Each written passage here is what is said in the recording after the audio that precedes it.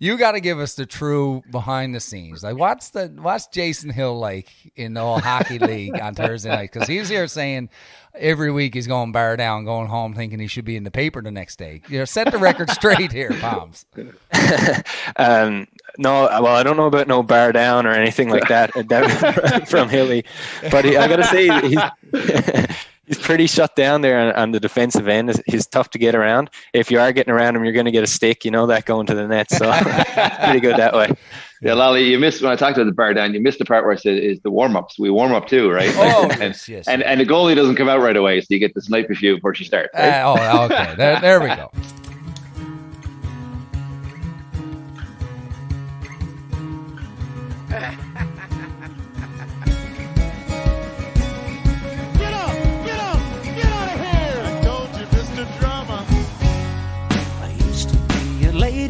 But I'm unhappy now. For courting 6 girls all at once, they used me. My mother said it was naughty. It's only But I said if it's naughty, sure it's also very And the Lolly drops his glove, grabs Tom. The benches are clearing. Dust Up with Hilly and Lolly is brought to you by CoolBet. If you got a few extra bucks rattling around in your arse pocket, CoolBet Sportsbook will double your first deposit up to $200 when you use the bonus code DUSTUP. Head over to coolbet.com and get in on the fastest growing entertainment sector in the world. That bonus code again is DUSTUP, one word, all capital letters, DUSTUP.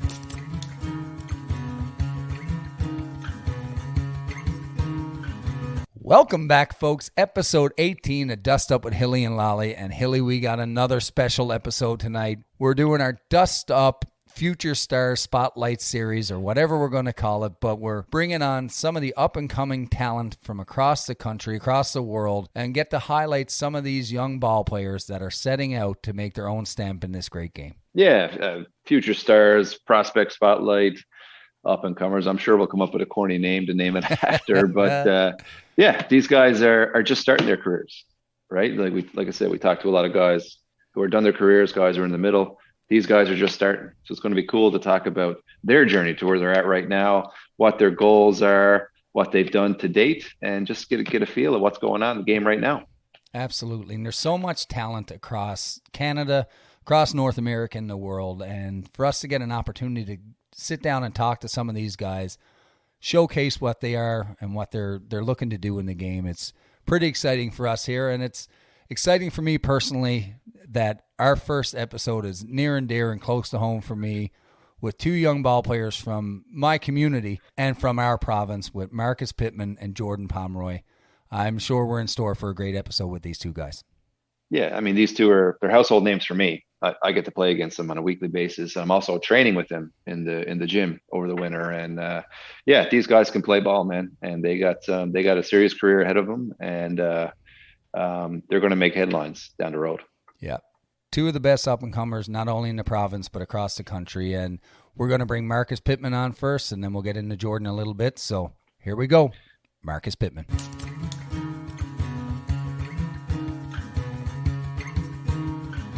Marcus Pittman, welcome to the podcast, buddy. Thanks for coming on. How's everything down in Fox Harbor, Newfoundland tonight? It's going pretty good. How are you doing, Steve?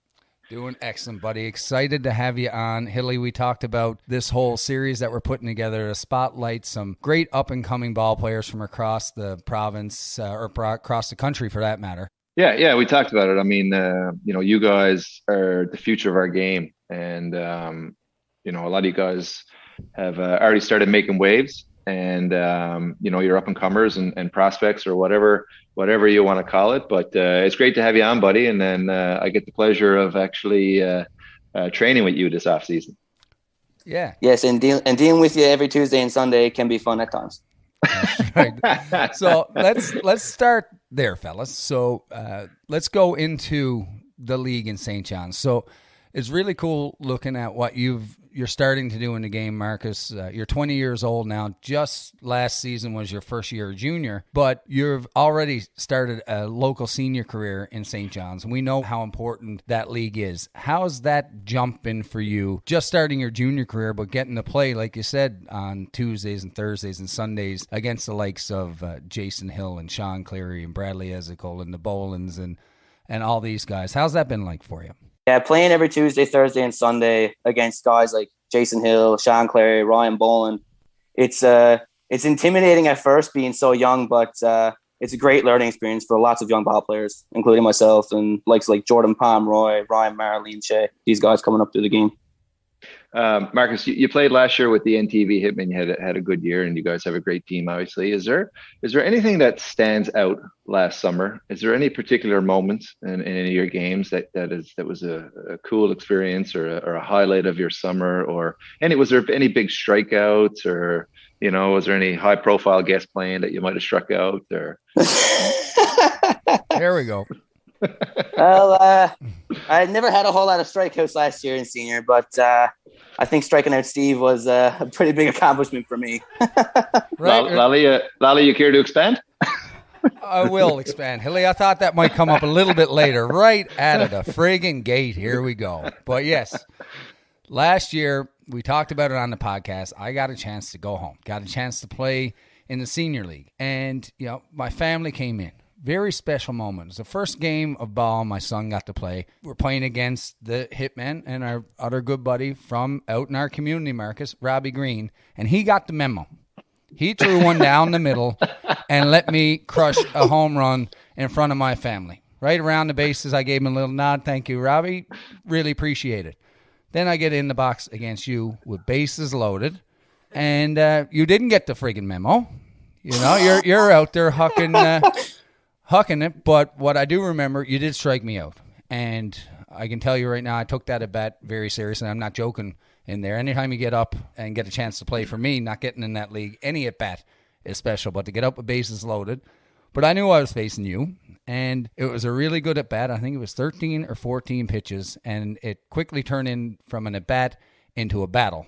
And you won that battle, fair and square. But through that, what stands out to me is I looked at you out on the mound and I saw in your eyes a guy that had grit, determination, that wanted to win that at bat, and you got my respect through that. And actually, in my mind, that's when you really came on the radar as someone that I think can do a lot of really good things in this game, because that's something you can't teach, is that dog attitude to go out there and want to get it done. And you beat me, and I don't hold too much of a grudge, other than Hilly bringing it up this early in the podcast. But yeah, that was it was pretty cool. Yeah, so in our battle, it's 1-0 for you right now. I'm not sure it's going to stay 1-0 for so long, but hopefully. You mentioned jumping into the senior ranks at such a young age. I mean, you're only 1 year out of midget, for Christ's sake.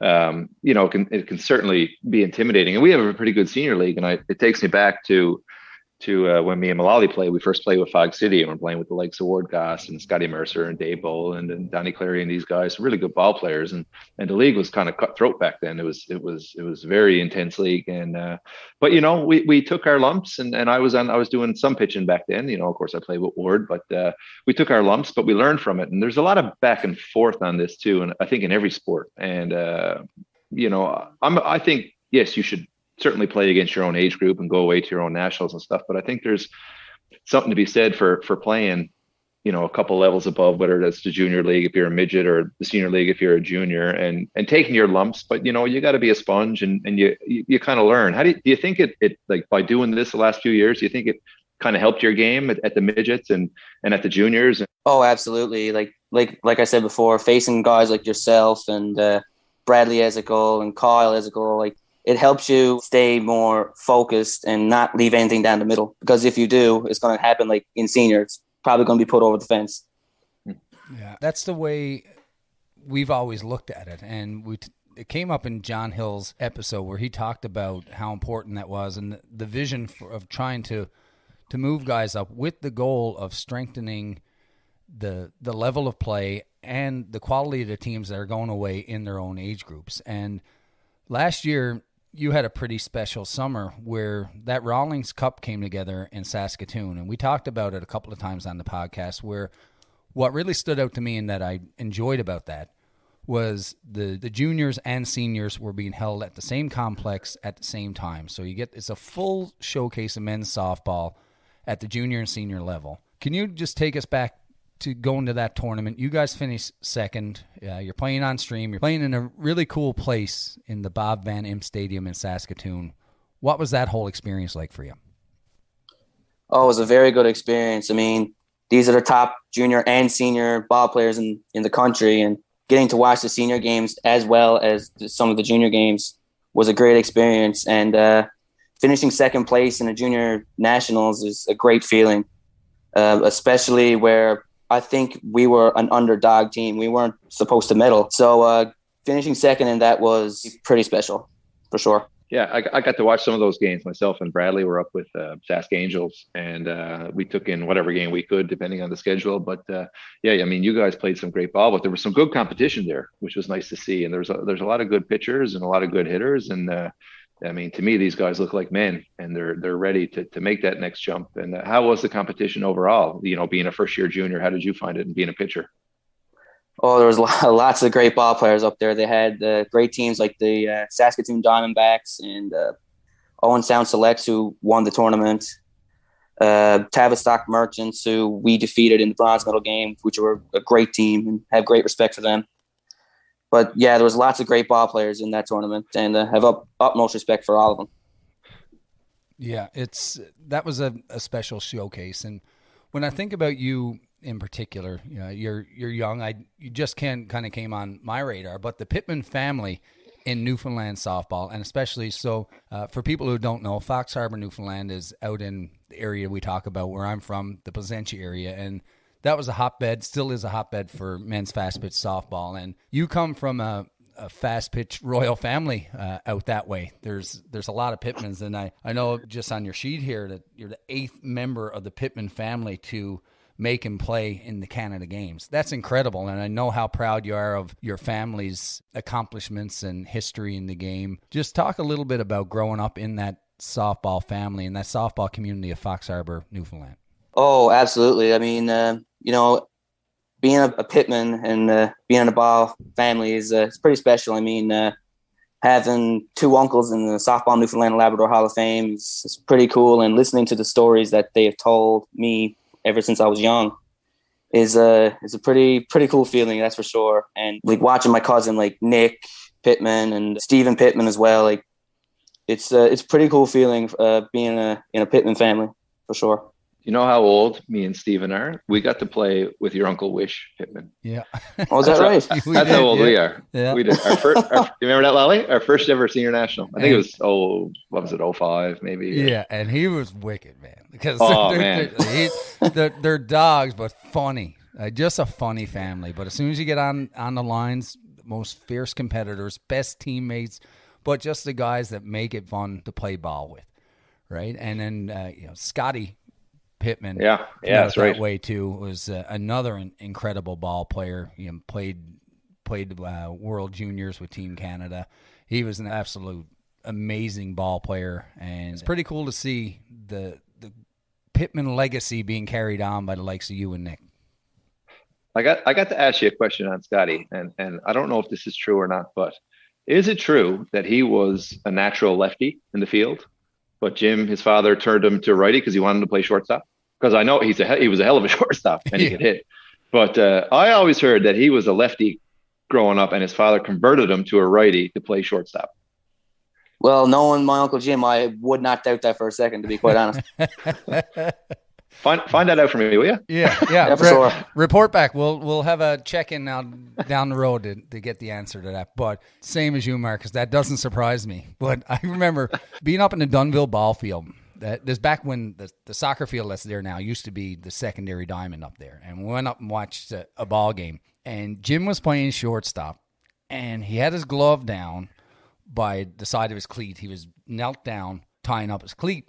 And anyway, the pitcher went ahead and pitched the ball, and this guy gets up and hits an absolute rocket of a one-hopper kind of to his right.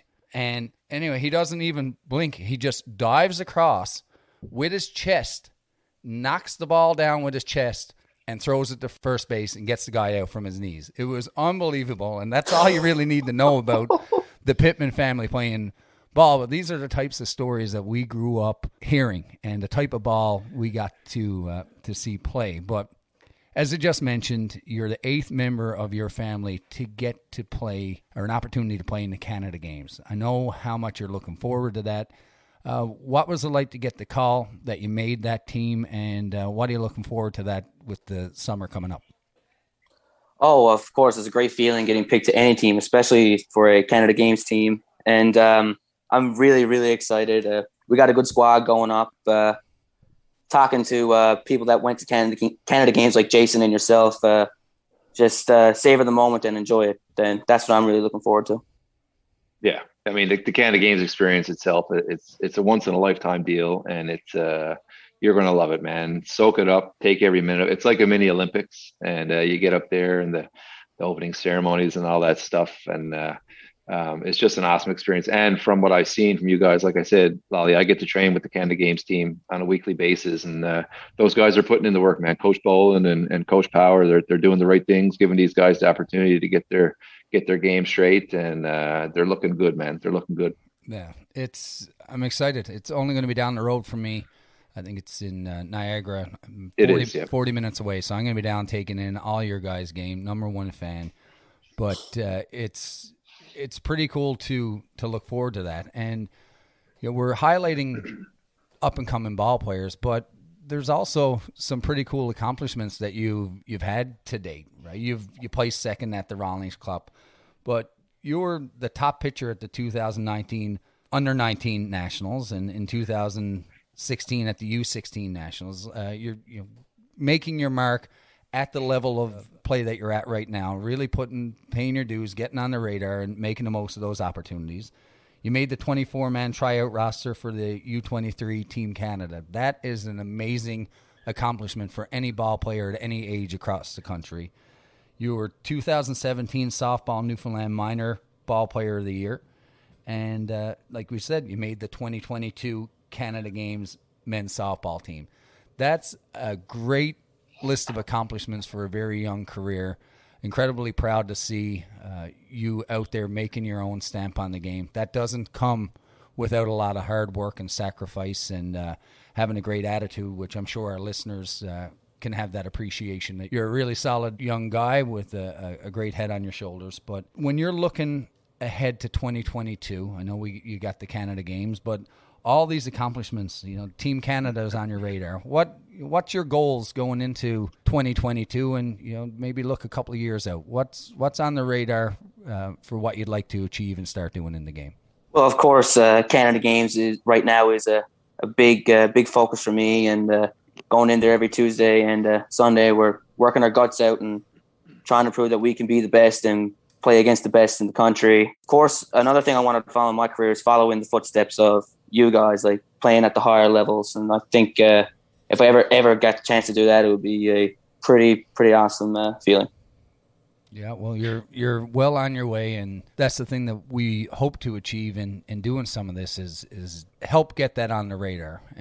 But it's the play needs to back it up, and you've been doing that at every stage so far, and there's no doubt in our mind that when given that chance, you're going to rise to the occasion. You got a lot of people in your corner. But I just want to go back again to the senior league and making that jump, because I don't want to understate how big of a jump that is for a 20-year-old ball player, Hilly. We started back there with 18, 19, 20. Especially a pitcher. Especially a pitcher. Can you tell us a little bit about the first game that you got to pitch in that senior league, and what was that whole thing like for you? First game I pitched in senior, I think I was 16 or 17 years old. Wow. I got called up by the junior team because they never had a pitcher at the time, so they called me up, and I played against the NTV Hitman my first game. So first batter I faced in my senior league career, Bradley Ezekiel. So as you can tell, I'm jumping for joy on the mound. yeah. Like Hilly still does to this day. What did Bradley do off you? I think I probably walked him from being so terrified, but it was a very fun experience for sure. Yeah. Hilly, what do you remember about a young Marcus Pittman? Because you're in that league, you're part of the executive. I know how near and dear keeping that league going and growing is for you. So the young ball players that are making their way up through the ranks and making debuts in that league are always on your radar. What do you remember about Marcus Pittman?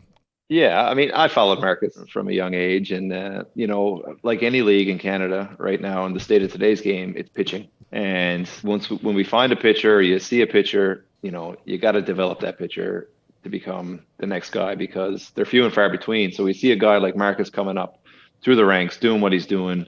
He got the tools, he got the talent, and it was pretty refreshing to see. And I believe you played a few games with us, didn't you? 3 Cheers Pub?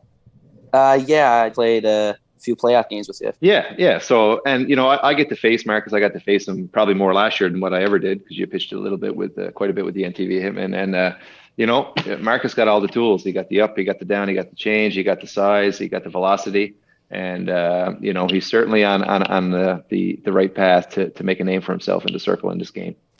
Well, that is wicked. Well, it'd be a missed opportunity if I didn't do this right now, Hilly, because sometimes when I look across here, it's kind of like Ron McLean and Don Cherry at times, right? We're out here, we're kind of getting into back and forth and the banter and all that, and talking about the game we love. But one of the things in Hockey Night in Canada is Coach's Corner, right? And you're talking about the pitching. We've highlighted throughout these episodes your pitching prowess. So how about let's start a segment, Hilly's Pitching Corner. You got one of the young and up and comers here, so you highlighted a little bit about the importance of growing the pitching. What advice do you have here, old pitching Hilly, for?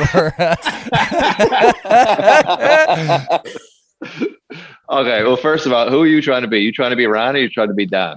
In this case, I will be Ron. You go ahead there, Donnie. Well, Marcus, you've probably helped me out with this. We had a workout last Tuesday was our pitching session. And what did we work on for the first half hour of practice? Oh, if I'm not mistaken, we worked on the changeup. The changeup, right? Because I always say, like I said, very rarely are you going to go to the ballpark on a Tuesday, on a Thursday, on a Sunday, or at Nationals, or wherever the hell it is, whatever day it is, and you're going to have your rise ball working, your drop ball working, your changeup. You're going to have all 3 of them working. You're hitting every goddamn spot. Guess what? That doesn't happen every night. And if it doesn't, you got to be able to mix up speeds. So that was a big thing for me and Marcus that we worked on there the other night. And it was one little tidbit that I passed along, having the second best changeup in Canada myself. I thought I could pass that wisdom on too. Oh. So how was that for you? Well, and that was excellent. A great first segment. And as Ron McLean does in his little, if you can change up. There we go, Hilly. That's our first segment Deadly. of that. But Deadly. Yeah, awesome. From one pitcher to another, I really appreciate that, Jason. Awesome. No, it's good because it's like I talked about, Marcus, big boy, throws hard, and I kind of said, I'm going to work out side by side with him tonight because it pushes you too, right? This guy throws a hard, he throws 80. Well, fuck, I'm going to throw 80. Or this guy just hit his exact spot he was trying to hit on a drop ball. Well, now I got to do that. And then, his changeup is going really good tonight. Well, I got to get my changeup going. It's, it's the competition within the competition type thing, right? And yeah, that's awesome, Colin. Like to see what you guys are doing down there in the off season. We're in January. You guys are out there twice a week working on this. It's fantastic to see. Can't wait to see that translate into the ball field this coming summer. So we're just winding her down a bit here, Marcus, but we know that you've been following along the podcast episodes. Saw you put it on your social media that our podcast was one of your most listened to, which can't thank you enough for supporting the podcast and doing that. Are there anything that stands out to you from the previous episodes that, that stand out as a special moment? I found the story funny where you and Jason and Bradley got into a big fight in Jarvis with me and Fairman. All right, moving on. Yeah. I listen to it to this day and I still crack up. I find it hilarious. Right. Any on-field moments? Oh boy, there's so many moments that from that podcast that stand out. Like I got so many, I can't even name them all. But the podcast is unbelievable, and it's a great podcast, and I can't wait for what's going to happen in the future with this. Oh, that's That's great, buddy, and thank you for listening to it and being a supporter of it. And, going into this, we got Jordan Pomeroy coming on with us for the second segment of this episode, and he's another ball player from our community who's making his stamp on the game locally, nationally, and internationally. What stands out to you about Jordan Pomeroy as a ball player? Well, Jordan is an unbelievable ball player. I mean, he can do it all. He can hit, he can run, you name it, Jordan can do it. Jordan could even pitch if he wanted to, but I think he'll stick to the outfield for that. Jordan is what I call Jordan is what I would call a leader. If he sees anything wrong with anybody on the team, he'll go over and he'll say, "Hey, don't worry about it. Focus on the next one," whatever the case may be. And Jordan is a good buddy of mine. I've played with Jordan for a long time, and he's a good fella. Yeah, he's a special ball player, a great guy. We're looking forward to getting into our chat with him. But it's been fantastic getting you on here, and looking forward to seeing what you're doing in the game. We're incredibly proud of you for what you've done so far. We're in your corner. We're here if you ever need anything, and just keep doing what you're doing. I'll take the opportunity maybe to pass along some advice maybe I give back to myself at your age. Just keep working hard. Attitude, you got a great attitude, man. And that's one thing that's always within your control is how you choose to show up. Being a great teammate is something that's coming on the radar for coaches. It's one of the most important things. You can teach talent. It's tougher to teach attitude. And it's easy to be a great teammate when you're always in the starting lineup. You're playing well and your team is winning. But the true sign of a great teammate is how you show up through the adversity and the struggles. So keep doing what you're doing, buddy. Put the team first. Keep working hard. Hold yourself accountable like you are in the off season. And can't wait to see all the great things that are coming down the pipe for Marcus Pittman. Thanks for coming on, buddy. It's been a pleasure. Thanks for having me, Steve. Really appreciate it, man. Marcus, thanks for doing this, buddy. It's great to see another good Pittman boy from Placentia coming up through the ranks in the game of fast pitch softball. I told Lolly, I said, there's more Pittmans in fast pitch softball than Kellogg's got cornflakes. So it's great to see another one coming up through the ranks, man. And I can tell there's big things in store for you. And it's great to catch up, man. Awesome. Thanks, Hilly. I really appreciate that, man. All right, buddy. Well, we'll be chatting with you soon, Marcus. Thanks a lot, bud. Yeah, take her easy, boys.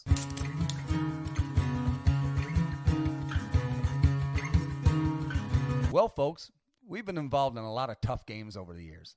And after those, we like to debrief with an ice-cold Miller Lite. With its great Pilsner taste and only 90 calories and 3 grams of carbs per serving, after every tough game, it's always Miller time. Please drink responsibly.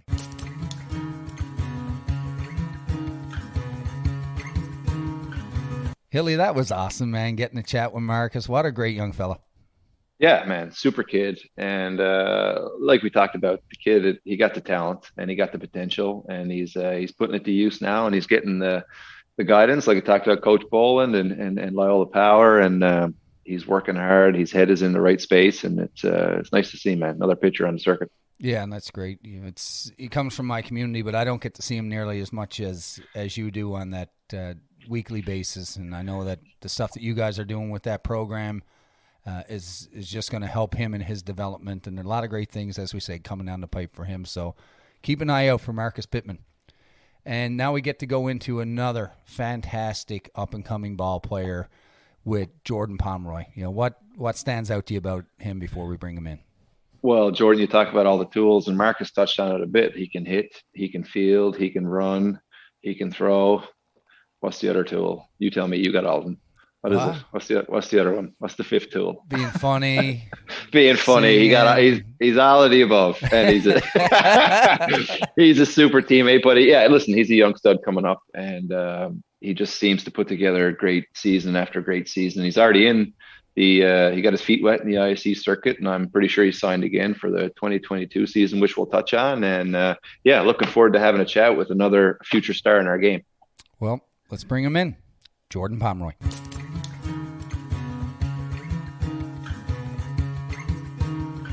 Jordan Pomeroy, what's happening, buddy? Thanks for coming on with us. What's going on in St. John's, Newfoundland tonight? Oh, not a whole lot tonight. Just got home from playing a little bit of indoor golf over the golf shots. The confidence at all-time low there now for the golfing. Oh boy. Well, you're probably the second best golfer around here, and Hilly's the third best. So you can do. I'm not afraid to admit it. Me and Palms had a round this summer. We and Palms and Petey Kavanagh were a team, a threesome in the Southlands Cup. Palm certainly led the way in that, and I got no problem admitting I'm the third best. Actually, I'm the second best. I will never admit that Molly's better at golf than me. I just won't do it. well, but before we dive into all the things we want to talk to you about, Palms, because you get to compete with Hilly on a couple of things. Like Hilly just said you were out on the golfing, but you guys get to lace them up in the wintertime out in the Thursday night hockey. So you got to give us the true behind the scenes. Like what's Jason Hill like in the whole hockey league on Thursday night? Because he's here saying every week he's going bar down, going home thinking he should be in the paper the next day. Set the record straight here, Palms. No, well, I don't know about no bar down or anything like that from Hilly, but I got to say he's pretty shut down there on the defensive end. He's tough to get around. If you are getting around him, you're going to get a stick. You know that going to the net. So pretty good that way. Yeah, Lally, you missed when I talked about the bar down. You missed the part where I said is the warm ups. We warm up too, right? Oh, yes. And the goalie doesn't come out right away, so you get to snipe a few before she starts. Right? Okay. There we go. No, it's all good. But Palms, this is great to get you on here. You're really starting to carve out a special career for yourself. You're only 22 years old, but you've had an opportunity to do a lot of really great things in the game so far. And a part of what we're trying to do here with this is showcase some of the great up-and-coming talent, not just from Newfoundland, but for this episode, that's where it started. But we want to highlight a lot of the great ball players from not only across Newfoundland, across Canada, but potentially from some of the other countries. But what you've done, what did you say? I was going to say, but tonight we're focusing on Placentia. Yes. That's right. Near and dear, Hilly. Near and dear, buddy. But, just a little bit of what you've done in the game so far, man. It'll make you shake your head. You've already a two-time Canadian senior men's champion. You're playing for the Canadian junior men's national team. Played in the Canada Games. You got second at the Rawlings Cup. We just talked about that with Marcus on his segment. And you've got your feet wet with a season or two going into the ISC. So you've really done a lot of great things to establish yourself. And we talk about these different steps and stages in young ball players' development, Hilly. And when we've recounted what we've gone through, and it seems like he's starting to make his own mark on that path for himself. But what have you seen, Hilly, with Jordan Pomeroy? Yeah, well, I mean, I get to see it every Tuesday, Thursday, Sunday down to Lions Park, right? So I had the unfortunate pleasure of trying to pitch this guy. He was usually batting lead off, and this past year he played with Cleary and Blair Esgul and those guys with CBC. So, listen, I'll go ahead and say it. Palms is an up-and-coming elite talent, and he's certainly making headlines and making waves here on the local circuit.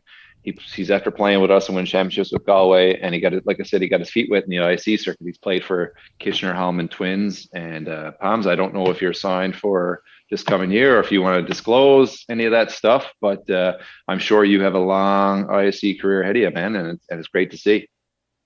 Oh, yeah, I appreciate that. Thanks, boys. This season in the ISC, the plan right now is to go with Bear Creek. Nice. So that's pretty exciting. A lot of good guys seem to. It seems like the team's shaping up pretty good, so I'm really excited to get into the first tournament there and get to see all the boys. Yeah, we heard some rumblings about that Bear Creek team and some of the moves and player development, and it's great to see another sponsor, another team step up to be one of the top emerging teams in the ISC, and you hear some of the names of guys that are going there, and it's great for you to come on and disclose that that's in the plan for you. So, Hilly, they're a team we're going to have to keep a lookout for on the radar going into 2022. Yeah, another Canadian team, which is great to see. A team out of Ontario. Your guys are out of Ontario, right? Yeah, that's right. Chances are our paths will cross quite a few times this summer, hopefully, if everything goes to plan with all the stuff going on. But, like Tavistock and the Hilly United tournament, Kitchener maybe. I'm sure you guys are probably along in some of those as well.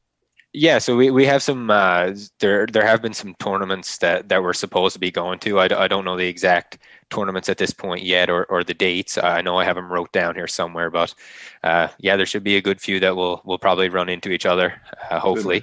And it should be a lot of fun coming up, as long as COVID don't ruin everything again, I guess, right? Yeah. So yeah, nobody knows.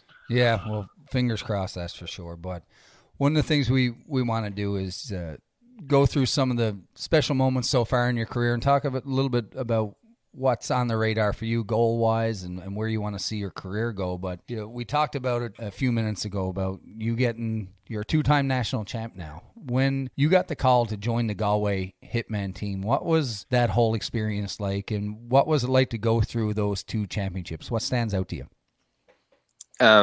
Well, just to jump back, like when I remember getting the call, it was I think I was driving on the highway or something, like, and Ryan Boland gave me a call, not obviously not expecting anything, and he gave me a call and said it's Ryan Boland. I couldn't quite hear him, the wind was blowing, so I pulled over, and he asked me if I wanted to go. I think this was in 2017 when we went to Saskatoon.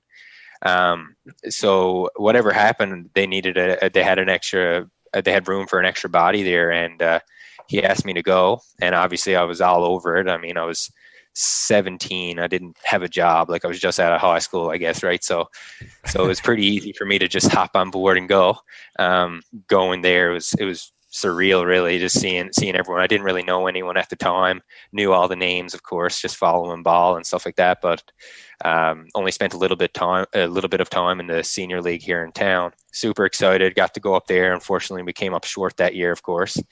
And then following up the next year, that was 2 days before the tournament that Ryan called me too, so it all unraveled pretty fast. Yeah, I didn't know that. That's amazing, man. Yeah, it was really cool. Wow. Yeah, 2 days, show up to the airport, hop on the plane, get up there. It was really fun. And but then 2018 in Nova Scotia, St. Croix, we managed to win that one. That was pretty big statement in that tournament. It was great to be a part of, and of course, just having my first national title there, it was quite the experience, I must say. Yeah, it was really special, I think, for us, because we'd gone through that as young ball players as well, getting to join and play for your province at a young age at a national championship. And it was really special for us to get to see you come on and win that first one. We've had a lot of success, but it's never lost. That doesn't happen without everybody, and the strength and just what longevity of what the province has been able to do is because players like yourself coming on board, getting into the program, you fit in like a dirty shirt, accepted whatever role was given to you, and just added to the culture of the team. But being able to get to see that smile on your face and throwing the glove up and getting out and celebrating it, I know how special it was for you, but it was also very special for myself, for Hilly, some of the other guys on that team, and now you're just a core member of that team. So that was fantastic to get to go through those championships with you, and looking forward to suiting up again this summer. But things started to really snowball for you quickly in terms of opportunity, and you quickly got on the national team radar, and then you made your debut in, I believe it was the under-18s that you played hosting at home, and now you're a member of the U23 team knocking on the door for the senior team. So just walk us through a little bit of the national team coming on your radar and what you've been able to do in that program at those different levels so far. Yeah, so I mean, in 2018, so I guess it would have started the year before that. So 2017, funny enough, all the same year that I got to go with you guys for the first time. So that was kind of the year everything kicked off for me. Canada Games, I believe, was 2017. Like, we had our own midget nationals. I was still a midget at the time. Which the ID camp was right after that in PEI. So Jeff Ellsworth was our coach. So he ran the camp there out of PEI right after nationals. So nationals went okay. Like, we weren't, we finished middle of the pack, I would imagine 4th or 5th, our team there at that tournament. And a few of us got selected to go to camp, myself, Mark Stack, who's on this U23 team as well, and Jordan Hamilton. So we stuck around for camp, and I mean, camp went pretty good, I think, for all of us. and I was lucky enough to get selected. And then from there, I mean, things did just snowball. Like my confidence, of course, started to build, which I think is a huge part of my game, is just believing that I am what I can do, like not thinking too much, just letting myself kind of do it. And usually things have been working out so far, especially locally. But yeah, so then we had that tournament, lots of camps leading up and whatnot, and then the tournament in Prince Albert, Saskatchewan, where we went at it against the world, right? And it was a great experience. We came up short there as well, finishing fourth, but we were undefeated going through the tournament, everything going pretty well as a team. I came out against in the undefeated game against Australia. I think we lost 2-0. They went on to win the tournament. You guys, I would think, Leighton Reed. He's a young guy. Yeah, he's been throwing. So he was their guy there. We never really seen him before, and he was throwing really well. I think he threw a no-hitter in the championship game against Japan or something. So he was quite the player, and kind of put a stop to us. But yeah, so now I'm really excited going forward here now with the U23 program. We seem to have a pretty good team here again. So as long as we can get these tournaments in, we have qualifiers coming up here May or June, and then hopefully Worlds in October, as long as COVID doesn't ruin everything again. But yeah, so it should be a really exciting year here. Yeah, that's awesome, man. Getting to play Team Canada at such a young age, and getting to wear the jersey. And there's a lot to be said in this game for experience. And with that comes leadership. And you're certainly a leader on your under 23 team. And you guys got to go to we touched on it with Marcus a little bit. You guys got to go to the Rawlings Grand Slam event, and you guys put on quite a run. You had a good tournament yourself, taking home the MVP honors. Why don't you touch on that tournament a little bit? Because I got to take some of it in myself, and it looked like it was pretty solid competition up there. Yeah, that was a great tournament. So, I mean, all the years prior, we always had a good team going up, and then something just wasn't clicking. It was either the bats go cold, pitching was good. Pitching goes cold, the bats were good. It's how it works out for us. But this year we went up there, and it was the perfect storm. We picked up Bubba Watson from Nova Scotia. Good golfer. Another great arm to what's that? Oh, the golfer. Don't play him at golf shots, buddy. But yeah, so that was another great arm to go along with Marcus. So like the two of them together really, really paved the way for us. And then our bats got really hot early, and we just rolled through the tournament playing really well, and went in to the undefeated game, or the 1-2 game in the tournament against Owen Sound, who went on to win it. And that was a crazy game. Went 9 innings or something like that with, I think it ended like 14-13. It was a really exciting game. It was a high scoring one for sure. Two really good lineups going at it. And a lot of great experience to take from that. Like, it was one of the first times we got to go on a run. It's been kind of the same core group for a lot of years with us, like this junior crew. So to get to go do that, and not winning the tournament kind of stung a little bit, but to even just do what we did, I was pretty proud of the overall performance from the team. And we do have another year to go at it this year. So we're hoping to bring it home. Cool, man. And it was great to see too, Softball Canada had a camp, the under 23 camp had that. And from that showcase, I'll call it a showcase, we had 4 guys, yourself, Liam Shea, Marcus Pittman, Mark Stack, 4 invites, and Watson from Nova Scotia, but he played with us. So, and Bubba, yeah. And from that, so 4 out of 5 of you guys ended up making that team ultimately, which was pretty cool to see. Yeah, it's awesome. It's great. It's really good to have some more Newfoundland blood, of course, like with Liam and Mark making the team, and of course Bubba's honorary Newfoundlander now playing with us. So it is great to see some more familiar faces around. He needs to kiss the cod first. Yeah, it's fair enough. Yeah, hold him to that, Poms. Make sure he kisses the cod. But that's a pretty exciting. I know a year coming on your radar now. That's something that not a lot of ball players in the country or around the world are going to get a chance to experience. And one thing I have written down here for you. So we oftentimes focus on what we get to do as ball players and a lot of these great experiences and tournaments and all these things. But what stands out to me about you, and more broadly with your family, because it kind of is close to home for me as well. Your parents, Bill and Wanda, they follow you around all over the globe playing this game, and it's pretty special to see them at the ball field, at every single level that you've played.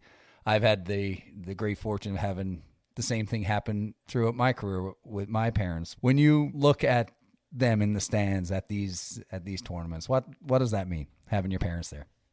Oh, it means the world to me, really, because, well, like you said, they come around to literally everything. I don't know how they manage it. I mean, luckily they're teachers, so they do get the summer off, which is good. But yeah, they no matter what, they're always at everything, and they always have been. I mean, I was very lucky growing up that they were able to give me the opportunities that I had in all the sports I played. Right, I grew up playing a lot of sports, and they never missed a tournament there, never missed a game as well. So they've just carried that on, and that includes driving to St. John's almost every single night of the week to watch us play in the intermediate and senior league in St. John's, which it's an hour and a half run both ways. So it's a little bit ridiculous, but but then 6 days a week. Yeah. So, but yeah, no, it means the world to me to have that kind of support and just know that they're going to be there at any tournament. And yeah, there's not much else to say, really. Yeah, it's great to see him, and for me, it's a little taste of home, getting a walk by, see him. You know, if you guys are playing, we're warming up. Hey, how's it going? Go up and sit down and have a chat. But it's very lucky that you get to do that, and they're great people as well.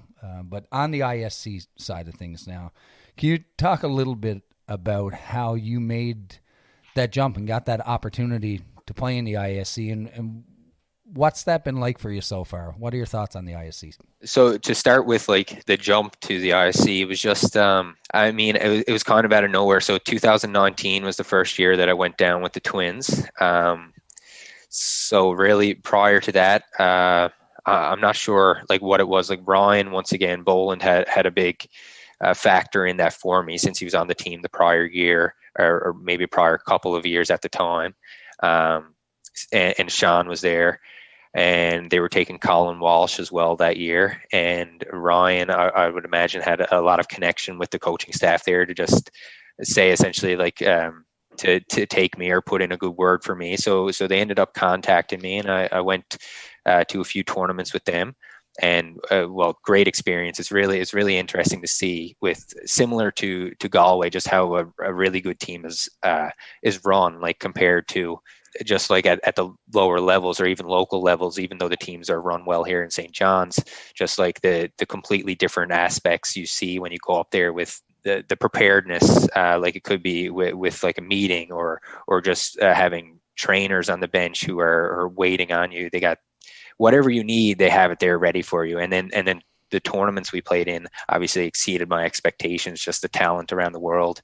Like to name a player like Cam Schiller, when I saw him play shortstop down there, it blew my mind. Like, I don't know. I don't see a whole lot like that. So just getting to see the talent around and you know, getting to compete against all these guys, it was a phenomenal experience. And I'm looking forward to hopefully continuing that for many years and just growing my game within the ISC and hopefully becoming more and more of an impact player as time goes on. Yeah, it's cool. You jump into the IC as a young kid, and you go from playing against communities at Lions Park to now you're playing against guys from Argentina, Venezuela, New Zealand, Australia. Like there's a whole nother level to this game. And your first time up there, like I'll never forget, we played a couple of years with Frank and Muthwally when I first started, and you played with Ashland. But when you jump up to the big boy team, because you went to a big boy team right from the start, right? Kitchener Twins or no? So I think you guys took third place at the ICs that year, I believe. That's right. Yeah. Right. So now you're playing against the big boys. You're playing on Saturday. You're going right to the final day, and it's just a whole nother level, man. And it's cool to see. It's cool to play, but it's cool to see. You look at everything, like you said, from the players and their preparedness and their warm ups and their training and their whatever they do to get ready. Like it's just awesome, man. It's awesome. Yeah, it was. I mean, as a whole, it really was unbelievable. It was, and I don't know, in a way, I guess, where it was just my first time around. It was like walking around amongst a lot of celebrities, really, because like a couple of years prior, I'm watching everyone, like including you guys, on like at the ISF or the WBSC playing, and like just looking and seeing the ISC, watching it online and stuff like that, and seeing how how good people are. And then I'm say down to Circle Tap, walking around the bar, and right next to me is like someone who I never thought I'd be like standing next to or having a beer with. It was a crazy experience. I don't even know how to describe it, really. Awesome, man. Yeah. Well, you're approaching it the right way, man. And it's no surprise that you've been not earning the opportunities that you had. It's, we've had Ryan Boland on him. I know you've listened to his episode, and it's no surprise, I'm sure, to our listeners to hear that he had an impact on your development so far, and it's just in his nature. But there's one thing to be given an opportunity or a chance, and then there's a whole other thing with what you choose to do with it. And what you've done with your opportunity so far is nothing short of making the most of it. And it's been great to get you on and talk a little bit about what you've done in the game so far. If you look a little bit further down the road from the 2022 season with ISC and the U23 national team, you have any larger, broader goals in mind for yourself? I mean, like the obvious ones, of course, just winning, doing our best to be as prepared as possible. Especially with U23 here, we have a lot of meetings almost every week right now as a group, just getting everyone together, talking scouting or game plan. So yeah, the main goal for me this year is to come out with a little bit of hardware, win that qualifier that's coming up first, go down to ISC. Now, who knows what happens within this year? But of course, our team is gonna hopefully be competitive. We seem like we're gonna have a very competitive team, so hoping to be there when push comes to shove there on Sunday. And same thing with nationals, senior and junior. Basically every time it's a goal of just individually performing at the best of my ability, wherever that is, whether that's playing outfield. Infield. I played a little bit of infield this year. Hitting. If it's for me to be a pinch runner. Sorry, Marcus said you could pitch. No, I don't think so. There was a couple games in intermediate this year where I was like, okay, I want to go. I don't know why, yeah. No, it wouldn't turn out very good. I think I'd tear up my arm pretty quick. Yeah. Well, yeah. we just had a special segment on with Marcus's episode. Hilly did his own version of Coach's Corner, Hilly's pitching corner. So we won't put you through that, right? Yeah. We asked Marcus, what was his thoughts on you as a ball player, and he sung your praises. I'd like to do the same, and just you're from the same community. You've seen the guy grow up. You're a couple of years older than him. I know he's looking up to you. What are your thoughts on young Marcus Pittman? Oh, Marcus is phenomenal. He's like the thing that blows my mind with him is like he played with us every year when we were growing up, and he was always our guy throwing. Like he was the best in our age group. I'm 2 years older, I think, than Marcus. It's not that big of a gap, but when you're younger, it's pretty significant. And he was always there with us. And then every year we're going away, he's always our guy as our pitcher. And even when we're a couple years older, like say when we made the jump to junior, there was I guess like last year nothing went ahead, or the year before, sorry, like 2020, nothing went ahead, but like we were short an arm, and he was probably a double underager at the time. And I was just like, of course he was going to have to be our guy. Now I don't know if he decided if he was going to go or not, but the guy, he's a horse. He goes at it, and he's really good at what he does. And I play with him in the intermediate league. I play with him when we go to junior nationals, and he went to camp. Like he was my roommate at camp for under 23. So I've been around him quite a long time, and he always impresses me.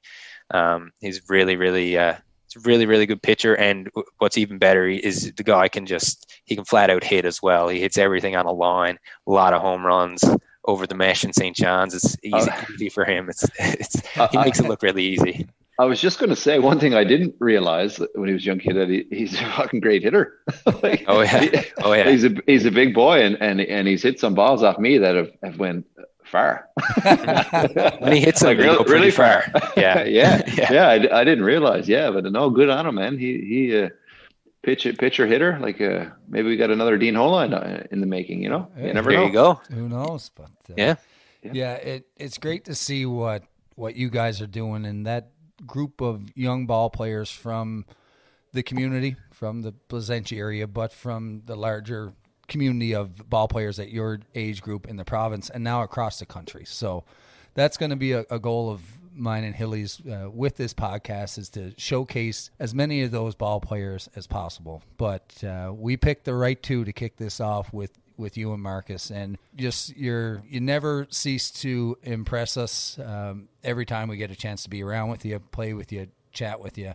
Been following you from a very young age, and incredibly proud of you for what you've done, but not only what you've done in the game, how you've done it. You're a great young guy. You're coming into your own as a leader. That's one of the things Marcus had to say about you, is that you stand out to him as a leader. You're so many fantastic things ahead for you, locally, provincially, nationally, and internationally. And I can't wait to go through some of those experiences with you, but also to see all the amazing things that we know that you can do in the game. Thanks so much for coming on, spending a little bit of time with us. And Hilly, what can we say? Another great ball player up and coming. Keep an eye out for him. Yeah, I get the pleasure of seeing it every week. Like I said, down at the local league here, and Palms, you got the tool. Like, there's 5 tools. Me and Malali couldn't quite remember what they all were, but you got them anyway. Whatever they are, you got them, right? Lally used to have you got 2 or 3 left, right, in the old box. You got them all, and it's great to see. And again, I get to train with you. I get to play against you. Hopefully someday I'll get to play with you in league. But, we get to wear the Galway jersey. But you're going to be on to big things, man. And you got a long career ahead of you. You're going to wear the maple leaf. You're going to be a leader. And I'm looking forward to, following your career. Oh, well, thank you very much, guys. That means a lot coming from 2 of you who've obviously established quite the career for yourselves, clearly. And, so thanks a lot. I really appreciate it. And I appreciate the opportunity for coming on. Excellent. Well, there we have it, Hilly. Just a fantastic chat with 2 of the best that are on their way up and making their mark in the game. I'm really glad we decided to do it. Like you said, there's so many great ball players out there that are making their name, and if we get a chance to have a chat with them, I don't know, it kind of brings me back a little bit to when we were trying to make our way through it all. So it's great that we got a chance to do this tonight. Yeah, these guys are the future of our game. And, we talk to a lot of guys whose journey's over, they're in retirement. We talk to a lot of guys who are in the midst of their career or it's winding down. It's nice to hear from guys who are just starting their careers, just starting their paths, and their feet are getting wet in the circuit, and, and hearing from their goals and their dreams looking down the road. So it's pretty cool to see, man. I'm glad we decided to do this, and I'm looking forward to talking to some more prospects in our game. Absolutely. Well, there you have it, folks. Our first episode of the Dust Up Spotlight series, or whatever we're going to end up calling it. And we got Lucas and Nick here, a little bit of rum ragged to take us out.